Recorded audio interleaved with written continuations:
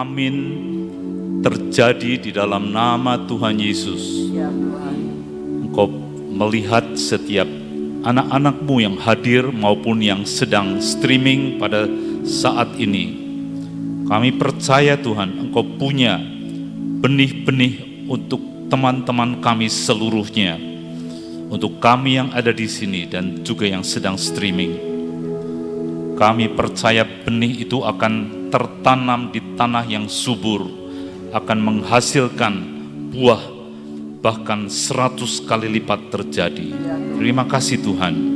Kami akan melihat kemuliaan daripada Engkau Tuhan dalam hidup kami. Kami tidak mau hidup biasa-biasa saja. Kami akan ikut Engkau Tuhan, ikut jalan-jalan-Mu. Biarlah lewat firman kami boleh menangkap kebenaran firman yang menuntun hidup kami masuk di dalam satu area supranatural. Dalam nama Tuhan Yesus, Engkau terjemahkan setiap perkataan untuk cocok di dalam hati kami.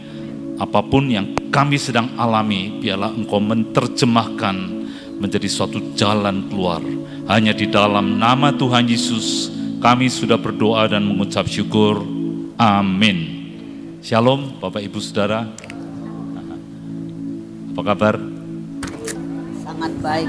Mukanya padang.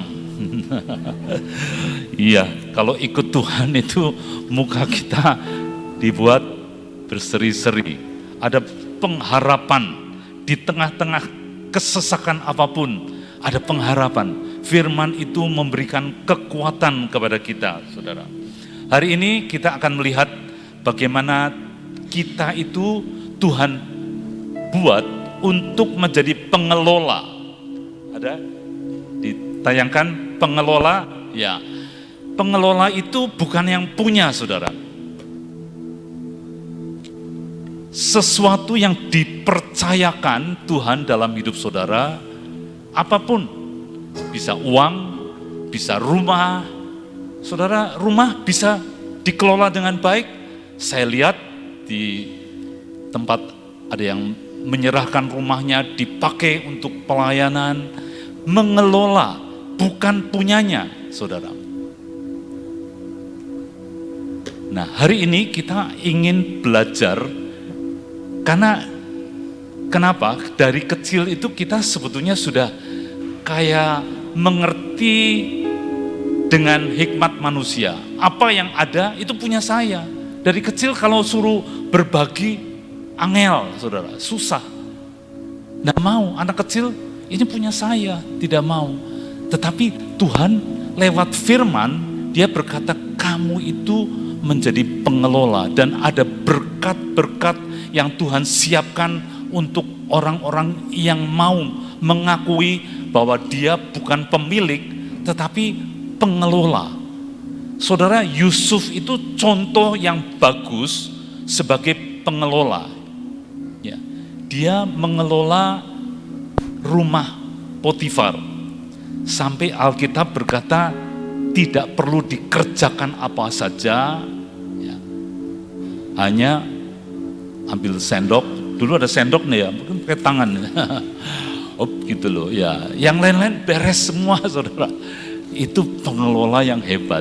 Dan kalau pengelola terus ditingkatkan dari rumah Potifar, dia masuk ke dalam penjaranya kerajaan, saudara. Di situ pun dia pengelola. Kepala penjara duduk ongkang-ongkang, semua diserahkan kepada Yusuf, saudara. Itu bahaya sekali. Karena di dalam perjanjian baru, kalau sampai yang masuk penjara itu lari, dibunuh ini kepala penjara. Tetapi Yusuf itu disertai Tuhan, dia bisa mengelola dengan amat sangat baik, semuanya diserahkan kepada dia. Bukan cuma pengelola begitu, tapi pengelola juga kemampuan yang Tuhan beri dalam dirinya, dia rela. Sebagai orang yang sakit hati sebetulnya, tapi tidak sakit hati. Dia punya waktu, punya perhatian kepada orang-orang di penjara. Sampai dia tanya, kamu masalah apa? Mukanya kok peteng. Peteng tahu ya saudara ya, mukanya gelap. Saudara, dari muka ketahuan semua hidup saudara sedang ada apa begitu. Kok mukanya gelap? Lalu mulai dia cukup perhatian, dan saudara, dan apa yang dia kerjakan, perhatian yang dia mengelola semua yang ada di dalam dirinya, ternyata orang yang dia perhatikan menjadi kunci untuk membuat dia keluar dari penjara. Saudara, mengelola akan satu penjara kerajaan, hebat sekali sebetulnya. Terus ditingkatkan lagi menjadi pengelola kerajaan Mesir. Itu kerajaan yang terhebat pada waktu itu, saudara. Dan ternyata dia bisa kasih tahu sama Firaun, begini. Mimpimu itu 2 kali, saya juga mimpi 2 kali dan pasti akan terjadi. Dan saya sedang mengalami ini, katanya ya. Harus begini, Tuanku Firaun. Itu dia pengelola semua yang ada di dalam dirinya. Ya. Saudara, hari ini kita mau belajar bagaimana pindah ya, dari pemilik. Kalau pemilik itu ya ngambil keputusan, pemiliknya yang tanggung jawab, saudara. Tetapi kalau seorang pengelola, dia berani mengambil keputusan sendiri, misalnya bagian keuangan, aduh saya lagi perlu beli mobil ini, uang ada banyak, sudah ambil, dia bertanggung jawab karena dia pengelola. Jadi selama saudara mau merendahkan diri, ya sepertinya begitu, dari pemilik, karena banyak orang bilang begini, ini kerja saya, keringat saya, air mata saya, kenapa saya harus berbagi sama orang lain? Kenapa saya harus nurut perkataan Tuhan? Ya. Ini kerja keras saya. Saudara, selama saudara berpikir bahwa itu adalah hasil kerja keras saudara, tanganmu akan rapat megangi duit, saudara. Perintah-perintah Tuhan yang berbicara kepada saudara, tidak mau dilakukan. Tetapi kalau seorang pengelola, dia bertanya kepada pemiliknya, ya, apa yang harus dilakukan, dituruti saja, tanggung jawab ada pada pemilik. Ya, pemilik yang memberi perintah, ya, dilakukan. Jadi kita mau belajar ada kebenaran-kebenaran firman yang berhubungan dengan keuangan, saudara. Mengerti dan menjadi pelaku dari kebenaran firman akan terus membawa saudara dari satu langkah berikutnya, naik terus sampai satu titik di mana melakukan perintah Tuhan. Saudara, dalam hidup ini selalu ada perintah-perintah yang turun dalam hidup saudara. Alkitab itu suatu perjanjian. Tuhan bilang begini, kalau kamu lakukan, kamu akan dapat begini. Ya. Saudara, dalam hidup kita ada perintah-perintah Tuhan. Seringkali perintah Tuhan itu sepertinya tidak bisa terlaksana karena ada hambatan-hambatan. Tetapi kalau kita mengerti dan menjadi pelaku dari kebenaran firman, itu akan membawa kita naik sampai satu titik di mana melakukan perintah Tuhan itu tidak dibatasi oleh apapun, saudara. Harus pergi menginjil, tersedia. Tidak dibatasi atau terhalang oleh apapun, apakah itu waktu, uang, keluarga. Tetapi sekali lagi, kalau saudara merasa semua yang ada dalam hidup saudara adalah karena hasil kerja keras saya, saudara akan pegang erat. Uang itu akan menjadi tuan dalam hidup saudara. Dan kalau uang sudah menjadi tuan, kita diperbudak. Ada orang-orang yang kerjanya sebetulnya tidak menyenangkan, tetapi harus kudu dilakukan untuk kehidupan keluarga. Saudara, tidak enak sebetulnya mengerjakan hal yang tidak ingin dilakukan, harus dilakukan. anugerah Tuhan, saya kalau kerja itu senang, saudara. Datang ke kerjaan itu dengan sukacita. Dan itu nular kepada pegawai-pegawai juga. Mereka mengerjakan dengan senang. Dan kita bersama-sama menyelesaikan pekerjaan tulisan firman sampai ke ujung bumi. Ya.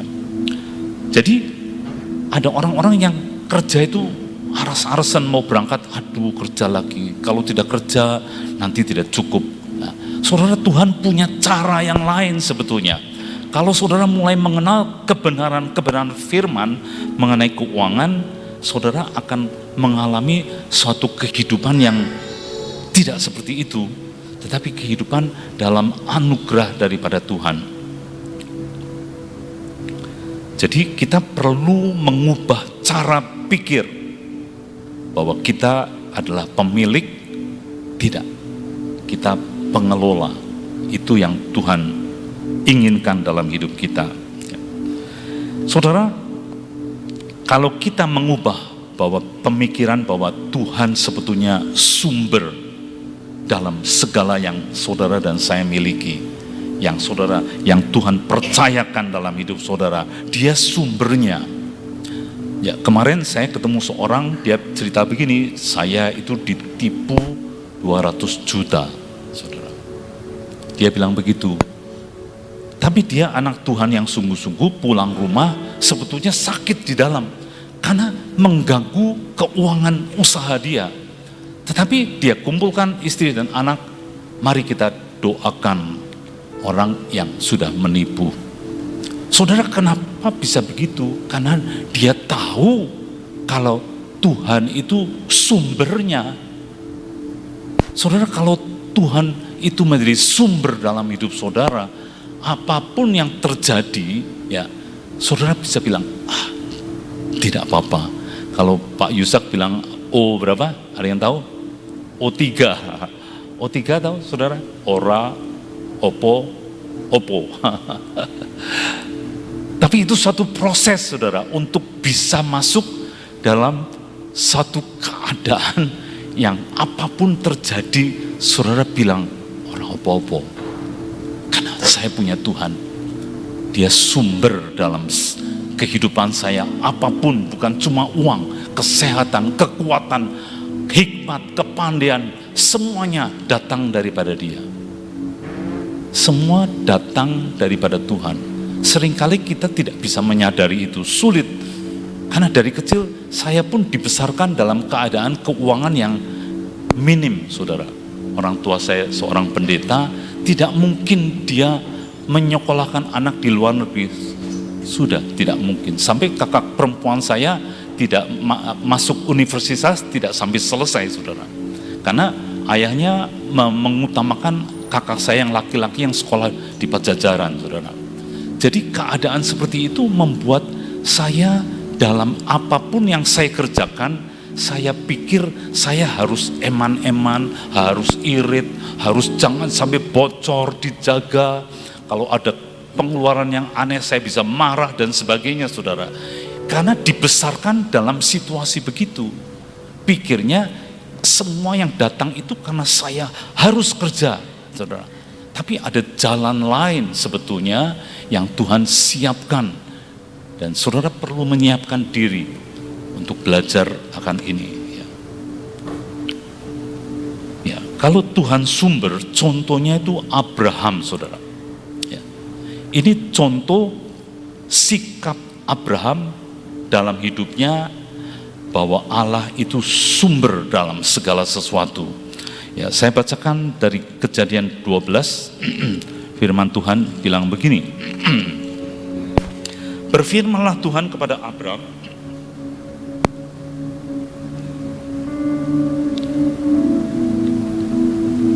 berfirmanlah Tuhan kepada Abram, pergilah dari negerimu dan dari sanak saudaramu dan dari rumah bapamu ini ke negeri yang akan aku tunjukkan kepadamu. Aku akan membuat engkau menjadi bangsa yang besar, dan aku akan memberkati engkau, serta aku akan membuat namamu masyhur, dan engkau akan menjadi berkat. 3, aku akan memberkati orang-orang yang memberkati engkau, dan aku akan mengutuk orang-orang yang mengutuk engkau. Dan olehmu, Abraham, semua kaum, saudara dan saya juga, akan dapat berkat. Saudara, Abraham nurut atau tidak? Nurut dia. Meninggalkan kenyamanan yang ada, dia dengar firman dan dia pergi. Saudara, dia pergi, dia percaya pergi, dan di mana kita masuk di dalam daerah yang Tuhan suruh, di situ ada berkat. Kalau kita mencong jalannya ke tempat yang lain, tidak ada. Bangsa Israel pada waktu di bawah akan naungan tiang api dan tiang awan, aman mereka. Air condition zaman dulu tidak ada, tapi Tuhan bikin sedemikian rupa. Ada berkat di situ, bahkan air, batu karang yang mengikuti mereka, yang mengeluarkan air. Jadi Abraham itu nurut, itu pergumulan sebetulnya, meninggalkan keluarganya, sanaknya dan semuanya yang sudah nyaman, dia pergi, dan pada waktu dia pergi, berkat itu ada di jalan Abraham, saudara. Nah, apa yang terjadi? Dia itu sampai di Kanaan, ada kelaparan, lalu dia pergi ke Mesir. Dia bilang sama istrinya, kamu kan saudaraku kan, ya. Ngaku aja saudaraku lah, jangan istri, nanti saya dibunuh. Ya, saudara, sebetulnya bukan hal yang benar kan sebetulnya. Tapi apa yang terjadi? Begitu dia sampai di Mesir, dilihat istrinya umurnya berapa ya? Bedanya berapa sih? 75 dan 60 berapa ya? 66. Ya, pokoknya berapa? 10 tahun. Beda 10 tahun. Oh, jadi 65 ya. Istri saya sudah hampir 70, tapi sebetulnya enggak boleh ngomong. Itu Sarah 65 ya, dibawa ke Mesir, diwanti-wanti suruh ngaku sebagai saudara agar saya jangan dipateni katanya ya, jangan dibunuh ya. Dan betul-betul saudara, punggawa-punggawa itu lihat ini orang stunning, sangat hebat ayunya, sampai diambil, diomong di istana itu ada orang perempuan ayunya luar biasa, jadi diambil saudara ya, karena bilang saudaranya sih. Nah, tetapi yang dimarahin bukan Abraham. Tuhan menurunkan tulah ya, tapi pada waktu diambil itu Abraham dikasih ternak, dikasih budak, dikasih apa saja saudara, hebat sekali, onta dan sebagainya ya. Ternyata begitu Sarah masuk ke dalam istana, gempar karena apa? Ada tulah yang turun di istana sampai Firaun mengerti ini istrinya. Jadi dipanggillah Abraham, ayo kamu kok bisa begitu sih? Ya, dia terus terang. Saudara, yang sebetulnya yang kurang benar adalah Abraham. Tapi Tuhan sudah berkata kepada dia, aku akan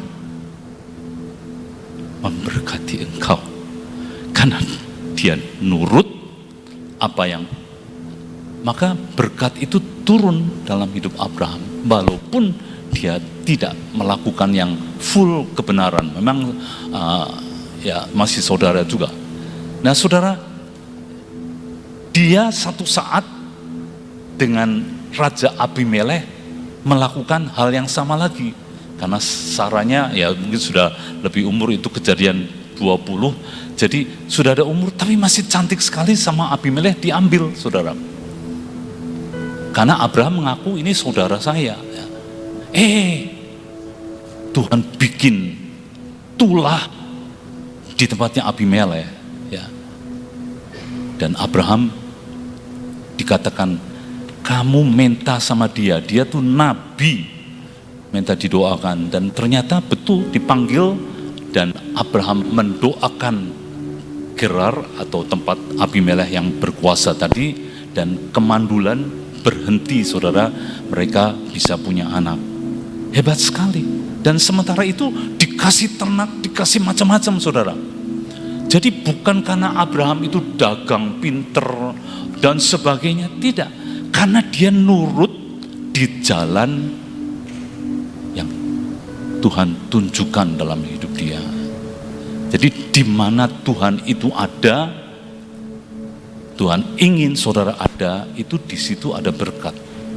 Saudara, berapa ya, tahun 77, 46 tahun yang lalu, saya mengambil keputusan untuk pulang Indonesia, saudara. Tidak tahu sebetulnya apa yang akan terjadi. Tapi saya ada suatu keyakinan itu panggilan saya. Dan saya pulang, kok di Bandung 6 tahun, sesudah itu pindah ke Cirebon ini, saudara. Berteman dengan Ibu Nani dan teman-teman saudara semua, sampai hari ini dengan sangat ajaib Tuhan tuh menuntun hidup saya sedemikian rupa. Jadi saudara kalau mau menikmati berkat, saudara kan keturunan Abraham karena Tuhan Yesus. Itu berkat ada di jalan yang saudara lalui seperti yang Tuhan inginkan, saudara. Ya, saya sangat bersyukur saudara bisa mengerti ini, dan saya rindu saudara menangkap ini. Jadi Abraham selalu terhadap Lot, saudara. Lot, kamu milih mana? Karena apa? Kekayaannya banyak sekali, diberkati sedemikian rupa sampai rebutan pegawai-pegawainya. Itu kalau cuma sedikit tidak rebutan, saudara. Alkitab bilang rebutan. Jadi Lot silakan pilih. Itu saudara ngertilah sekolah minggu itu ya. Tetapi di balik itu dia percaya kalau Allah itu sumbernya. Aku akan memberkati engkau. Jadi Lot pergi ke tempat yang bagus, dia dapat sisanya, tetapi ternyata dia masih bisa berkembang sehingga bisa memberkati anaknya Ishak dengan banyak sekali, saudara. Walaupun keadaan daerahnya mungkin kering, tapi Tuhan punya cara macam-macam untuk memberkati akan orang-orang yang mau nurut sama Tuhan. Ya. Ada lagi bagaimana Tuhan itu memberkati, saudara. Dia punya hamba 318, hamba yang sanggup berperang. Itu saudara bayangkan rumahnya gemeryak kayak apa, saudara? Gemeryak tahu ya? Banyak sekali istri-istrinya, anak-anaknya. Itu piring yang enggak dulu pakai godong atau pakai apa. Banyak sekali yang dikasih makan. Itu cerita bahwa dia sangat diberkati Tuhan, saudara. Karena dia masuk di dalam rencana Tuhan.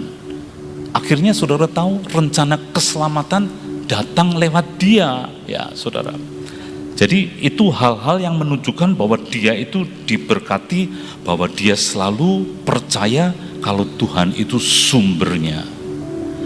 Mari kita belajar, saudara, ya, melepaskan.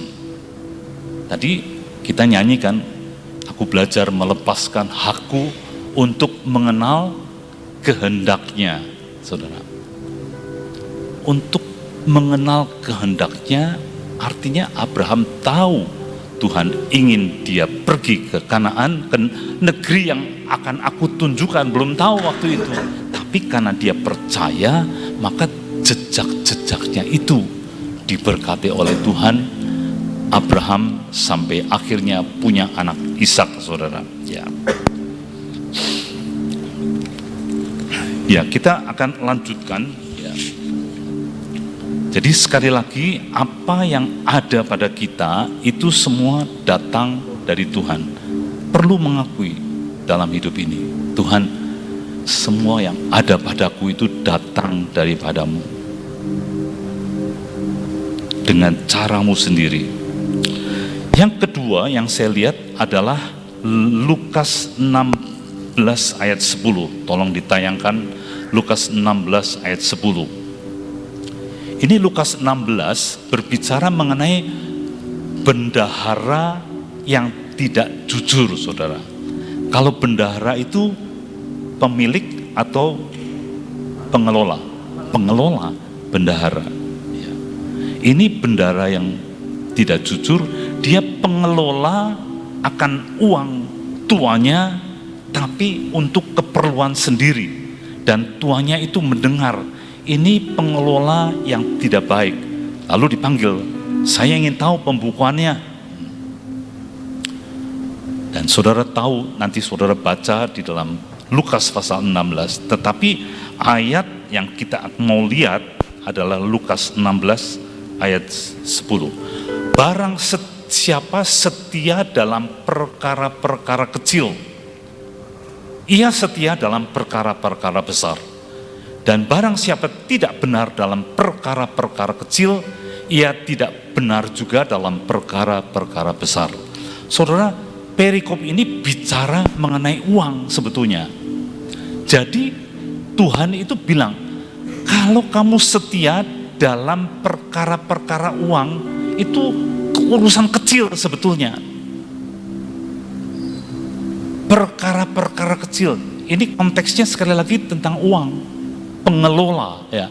Kalau kamu setia dalam hal uang, keuangan, kamu bisa mempercayai Tuhan dalam hal uang, keuangan, perintah-perintah Tuhan mengenai keuangan, itu adalah hal yang paling dasar.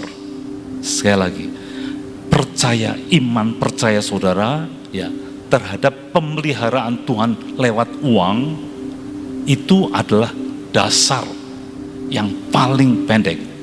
Itu tadi tolong ditayangkan yang tangga tadi kalau bisa ya. Nah, itu mempercaya Allah dalam keuangan itu step pertama, saudara.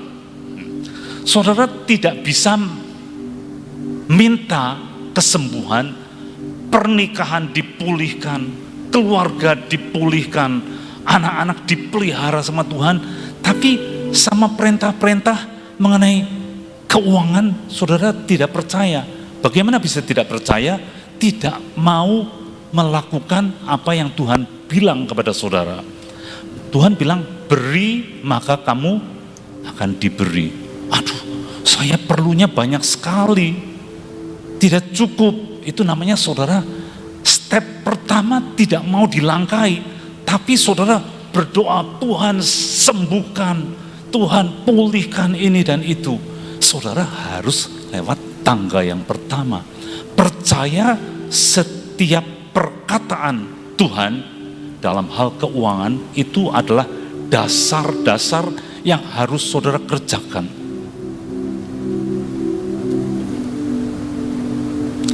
Penting sekali saudara, ini mau saya tekankan sekali lagi ya. Tadi dikatakan ayat sebelumnya, tolong dibuka lagi ya.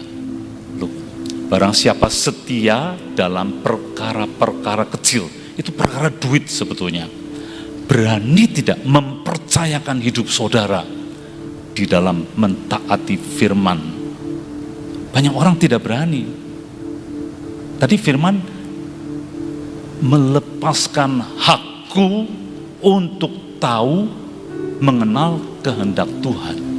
Ini kehendak Tuhan, bahwa saudara mempercayai Dia di dalam hal keuangan. Itu dasar, sangat dasar ya. Beri maka kamu akan diberi ya.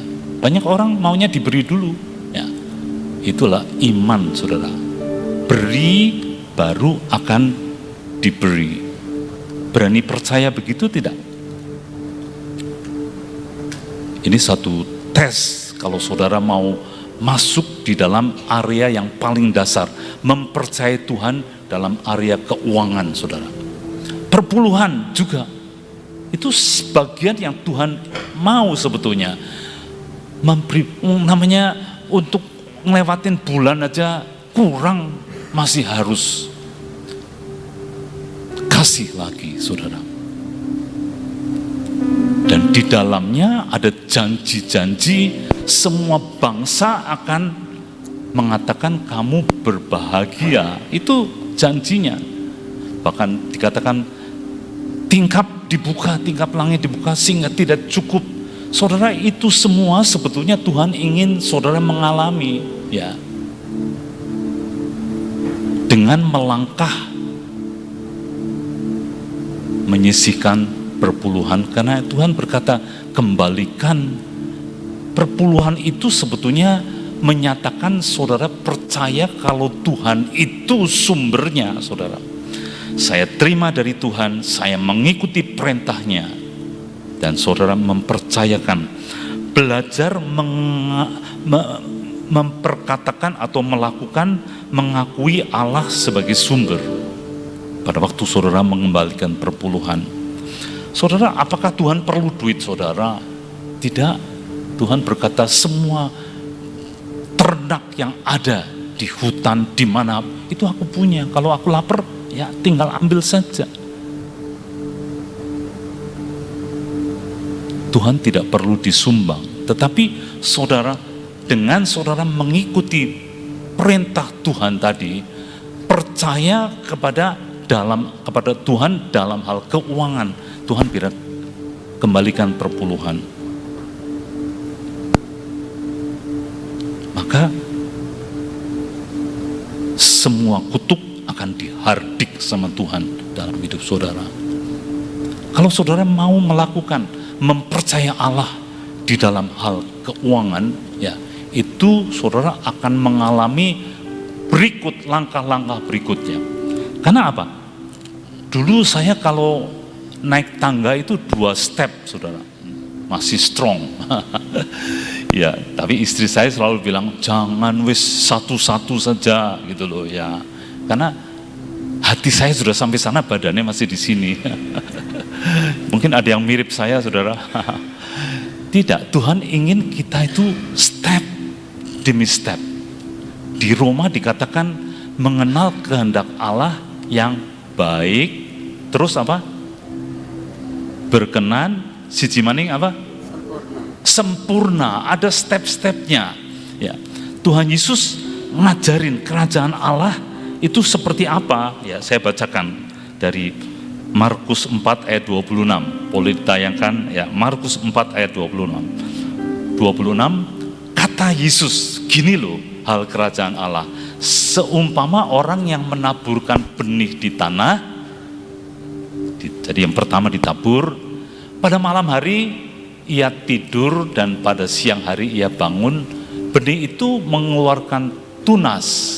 Jadi dari benih ke tunas, dan tunas itu makin tinggi. Bagaimana terjadinya tidak diketahui orang itu. Terus bumi dengan sendirinya mengeluarkan buah, mula-mula tangkainya, lalu bulirnya, kemudian butir-butir yang penuh isinya dalam bulir itu. Jadi ada step-step, saudara. Di dalam step yang pertama, percayai Tuhan dengan keuangan.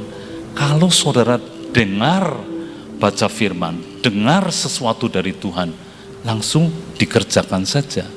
Karena di balik firman tadi ada kehidupan, saudara.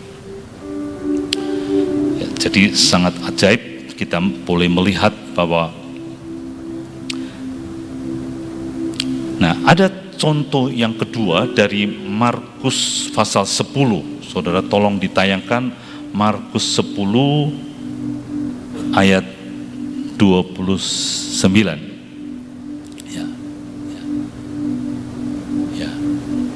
Ini mengenai anak muda yang kaya, saudara. Dia datang kepada Tuhan Yesus, berlari datang ke Tuhan Yesus, langsung sujud di depan Tuhan Yesus. Bagaimana caranya untuk dapat hidup yang kekal?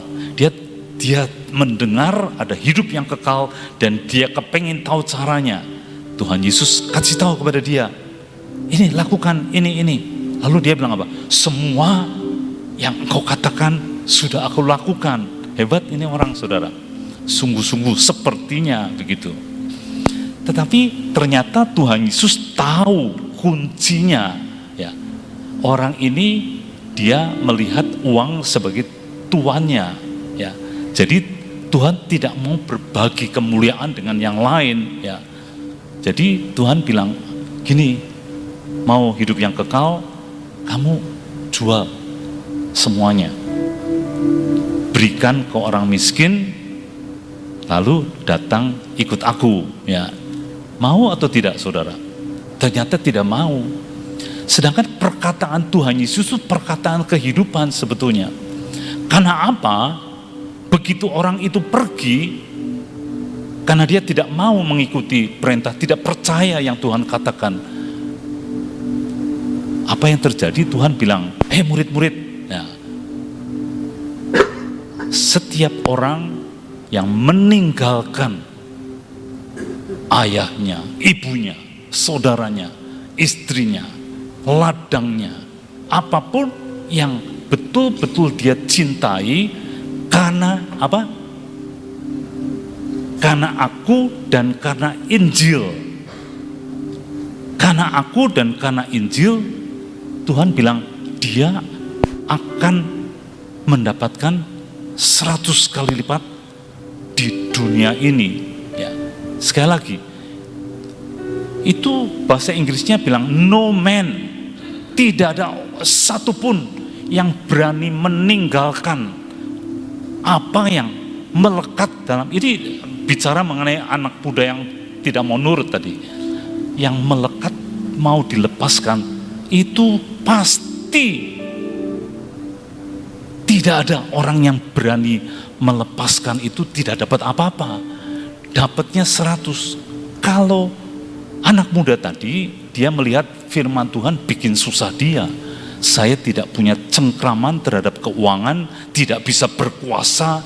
Nah, orang kalau punya uang kan terhadap berkuasa, saudara. Ya, sampai satu saat ada vonis, waduh, seluruh uangnya mau dikeluarkan juga tetap tidak bisa sembuh, saudara. Ya, tetapi dia berpikir ini uang punya kuasa, saya tidak berani melepaskannya. Ini guru yang bilang. Guru sama Tuhan tuh berbeda. Guru cuma ngajarin. Kalau Tuhan, Allah dalam bentuk Yesus Kristus, dia rela memberikan semuanya. Ya. Kalau guru cuma ngajarin, ini loh jalannya saja, ya. Tetap dia bilang, guru, aku sudah melakukan semuanya. Nah, dari situ kita bisa belajar, ya. Kalau dia tahu, tadi saya tanya, ya, kalau dia tahu udah dapat 100, kira-kira mau atau tidak? Oh, belum tentu, ya. Tuhan tahu, ya. Pada waktu Lazarus di bangku Abraham, orang yang kaya kan bilang, aduh haus sekali, haus, tolong Lazarus, jarinya dicelupin air, jari cuma sedikit sekali gitu loh. Nggak bisa, tidak bisa, ada jarak yang memisahkan. Kalau gitu tolong kirim orang yang sudah mati itu nginjilin saudara-saudaraku, masih ada 4 saudaraku yang hidupnya ngawur, nanti seperti saya, aduh jangan.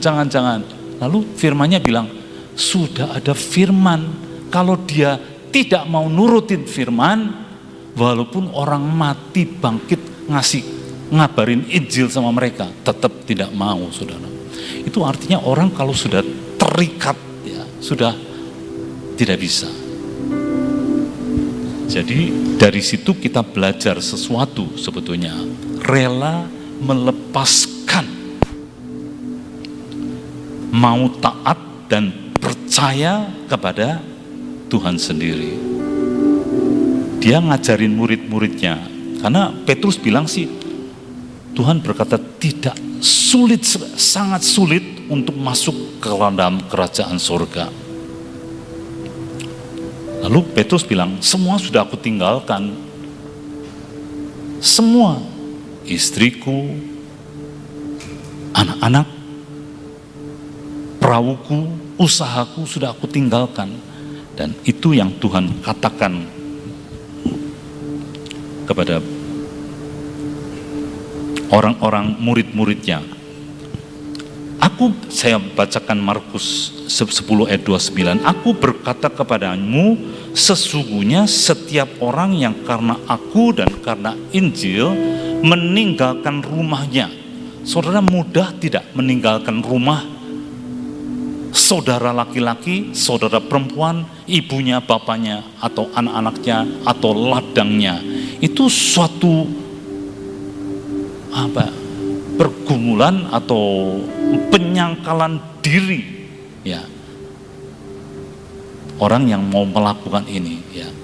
Lalu ayat 30, orang itu sekarang pada masa ini juga akan menerima kembali 100 kali lipat rumah, saudara laki-laki, saudara perempuan, ibu, anak ladang, sekalipun disertai berbagai penganiayaan.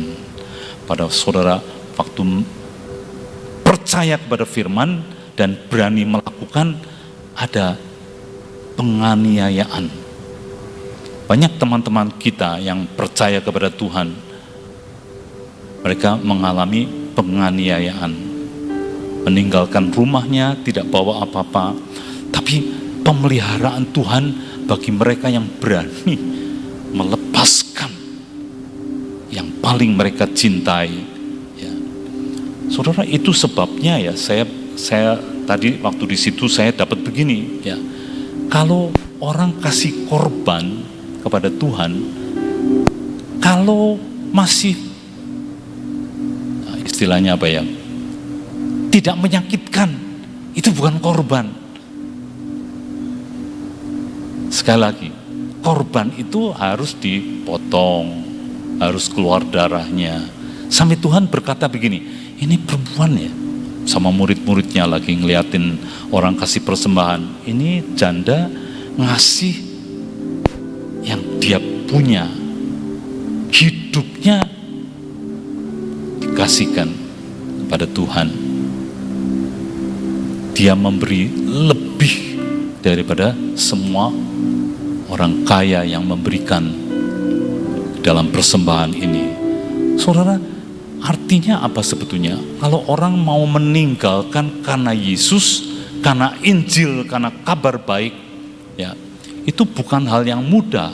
Ada pergumulan, penyangkalan diri, tetapi dilanjutkan ada janji bahwa tidak pernah ada satu orang pun yang melakukan itu. Yang janji itu Tuhan tidak dapat 100 kali lipat. Yang janji adalah Tuhan sendiri. Kalau saudara percaya kepada apa yang Tuhan katakan, itu saudara sedang masuk ke dalam step yang pertama. Ditunjukkan lagi step yang pertama, ya. Mungkin saudara sedang berdoa untuk suatu kesembuhan.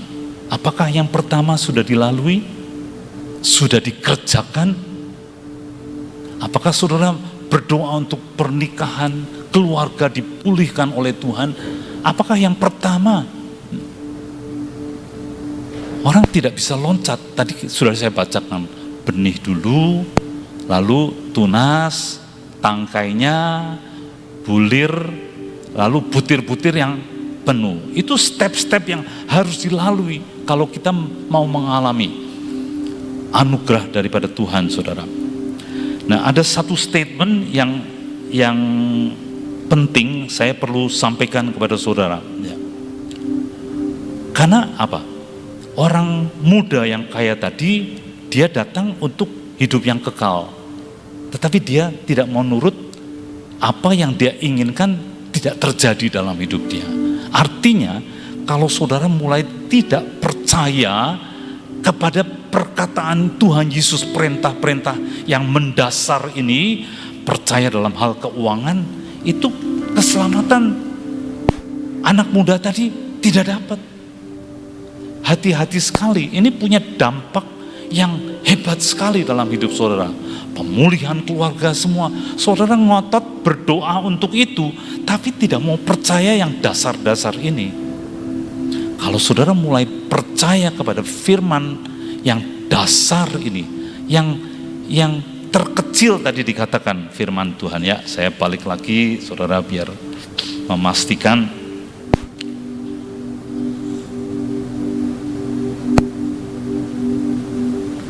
Lukas 16, barang siapa setia dalam perkara-perkara kecil, ya ini masalah uang, saudara. Ia setia juga dalam perkara-perkara besar. Ya, ini adalah satu dasar dan saya berdoa saudara menangkap. Setiap hari saya percaya Tuhan itu berbicara dalam hidup saudara. Dalam hidup saya juga, dia berbicara. Tiap kali dia berbicara, saudara punya pilihan mau nurut atau tidak. Pada waktu saudara tahu bahwa Tuhan adalah sumber apapun yang terjadi dalam saudara. Saudara bilang, oh 3 tadi, bahwa orang opo-opo. Karena saya punya Tuhan yang dahsyat. Tadi kita sudah nyanyi kan? Ya, aku punya Tuhan yang besar. Dia berjanji dan sanggup atau kurang sanggup? Sanggup. Ya sanggup. Terhadap janjinya dia setia. Dan saya harap saudara menangkap ini sebagai dasar dalam kehidupan saudara untuk mencapai langkah-langkah yang di atas yang saudara rindukan, mengalami pemulihan secara keseluruhan. Mari kita berdoa. Tuhan, sebagian firman sudah disampaikan, Engkau yang terjemahkan kepada anak-anak-Mu ini. Terima kasih Tuhan. Mari Tuhan meteraikan firman di dalam hati kami, untuk kami menjadi orang yang mempercayai, bukan cuma percaya tapi bertindak di dalam kami melakukan semua menuruti firman-Mu, dan di dalam tempat di mana Engkau tunjukkan kami berada, itu berkat ada di situ. Karena itu kami bersyukur punya Allah yang besar dalam hidup kami, yang sanggup menggenapkan janji-janji. Kita nyanyikan, Ku punya Allah yang besar. Silakan berdiri, kita hormati Tuhan. Punya Tuhan yang besar.